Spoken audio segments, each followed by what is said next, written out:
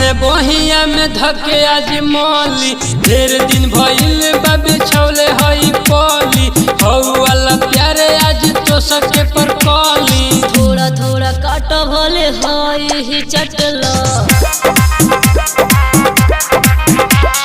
नई खेमी आज आज करे के डांटला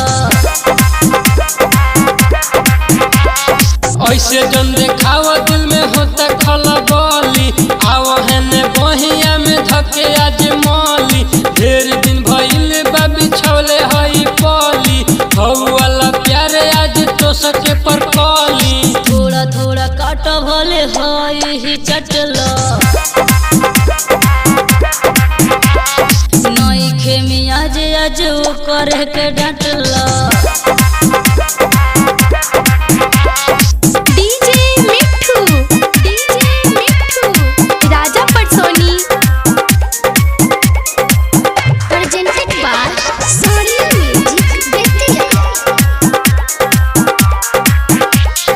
देखिए के मन हमर भर गहिल बा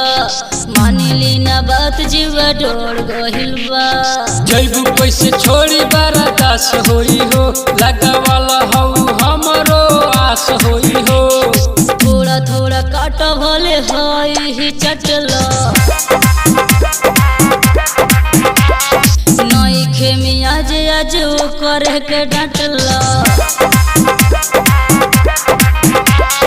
ऐसे जन देखावा दिल में होता खलबली आओ है ने बहिया में धके आज मौली ढेर दिन भइल बाबी छौले हई पली हौ वाला प्यारे आज तो सके पर कली थोड़ा थोड़ा काट भले हई ही चटला नई खेमी आज आज करे के डांटला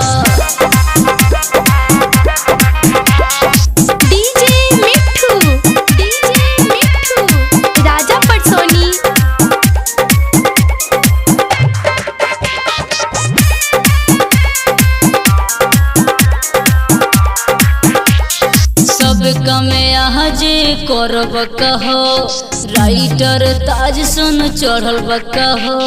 मन है न रंगीला है भर डोज सर से अपना उतारिए के बोझ थोड़ा थोड़ा काट भले हई ही चटला नई खेमी आज आज करे के डांटला ऐसे जन देखावा दिल में होता खलबली आओ है ने बहिया में धके आज मौली ढेर दिन भइल बाबी छौले हई पली हौ वाला प्यारे आज तो सके पर कली थोड़ा थोड़ा काट भले हई ही चटला नई खेमी आज आज करे के डांटला presented by Sonia Music Bettiya।